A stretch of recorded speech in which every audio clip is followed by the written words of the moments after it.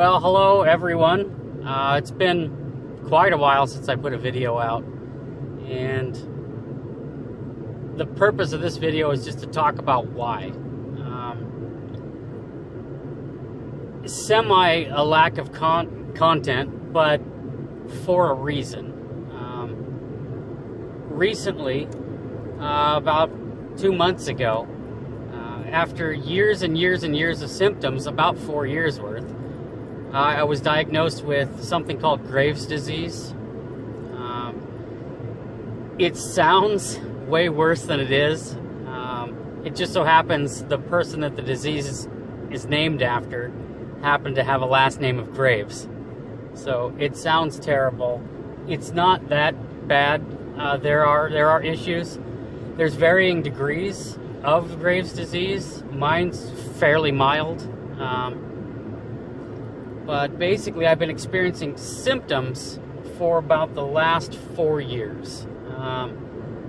That involved multiple trips to my doctor to talk to him individually about these individual symptoms, and of course going through different treatments, all the while not realizing that they were all symptoms of a bigger problem, Graves' disease. But the one that really pushed me hard to go talk to my doctor started at the beginning of this year, early February of this year. So this symptom's been going on for about the last 11 months or so.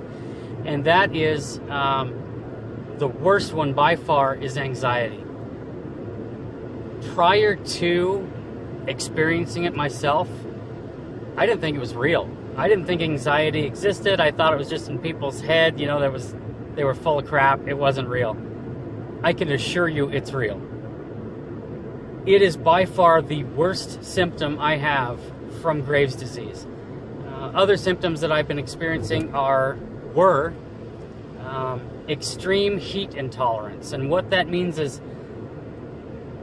Graves' disease causes your metabolism to rise. So it's really high. You're constantly eating food, and because your metabolism's high, you're not really gaining any weight.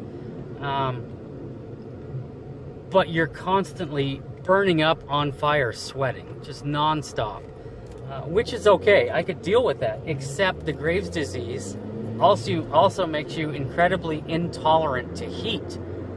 So the last year, I've been carrying around a little Milwaukee M18 battery-powered fan that I set everywhere I go. I sit down to eat, I've got my fan on. Some of you may know I'm going through an electrical apprenticeship. I'm halfway done with that. I got 2 more years to go. Every time I'm in class, I got my little fan on, sitting there running. Sitting in my chair, not doing anything. Just sitting in my chair in the living room, pouring sweat with my fan on. I can deal with that. That's not a big deal. Little rash-like spots appeared on the insides of my arms. Symmetrically on both arms, which was kind of weird. What looked to be like athlete's foot, but it's not. It's a rash. It's another symptom of the Graves' disease. Again, these are all little things I went to the doctor for and individually got treatments for that did or didn't work, But the worst one, by far, is the anxiety. That's what pushed me over the edge. That actually ruined both of my vacations this past summer. I think I uploaded a couple of videos of things that we did this past summer, editing out the bad parts because the anxiety was killing me. It is so debilitating. And as an example, I was recently working out in the garage. I went out there to change the oil in my girlfriend's car, the car I'm driving right now. This is something I've done dozens of times, dozens and dozens of times. It's no big deal, right? So I get out there and something sets that anxiety in motion. I don't know what it is, but next thing you know, my brain's going 200 miles an hour. Did I buy enough oil? What if I can't get the bolt loose out of the oil pan? What if I strip the bolt out trying to put it back in? What if I can't get the oil filter off? What if I rip the can off the outside of the oil filter and it's stuck on the car and I just took the car out of commission? Now what do I do, Just a million miles a minute, my brain's going, trying to figure out what in the hell is the problem. there is no problem. It's anxiety. So again, that's the worst symptom I'm having to deal with. I can deal with all the others combined, but this anxiety is terrible. I do not want to go down the mind-altering drug route. I don't want to do that at all. So I joined a Graves' disease Facebook page, and that's been incredibly helpful. Believe it or not, lots of people are saying like magnesium, vitamin D, calcium all help extremely well with anxiety. So I'm going to go pick up some of those things and start taking them, see if that helps. Apparently, I guess a lot of them are saying that the Graves' disease can actually give you a deficiency in some of these different things. So I'm going to give that a try. My local doctor has put me on a heart regulating pill, a beta blocker, to keep my heart rate down, to see if that is going to help with the heart rate, with any kind of palpitations or my heart racing during anxiety problems. It really hasn't made a difference.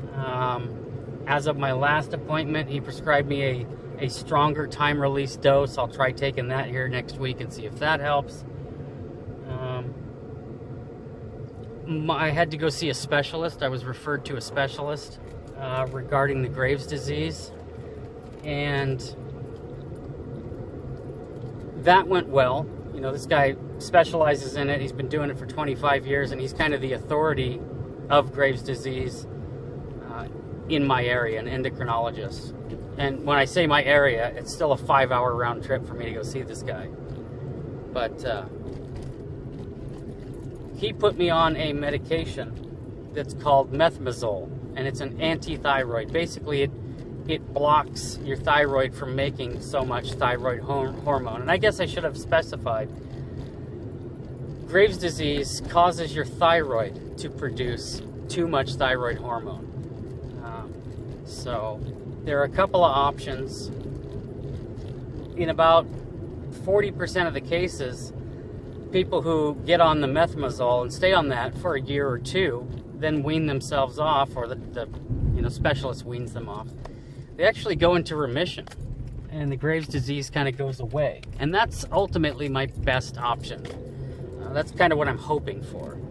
If that doesn't happen, the next best thing to do would be, if the methimazole is working, and it seems to be, staying on that long term, 7, 8, 9 years, however long I need to.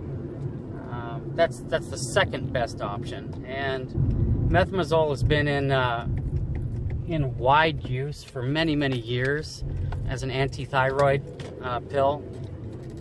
It's working very well on every symptom I have, except the anxiety.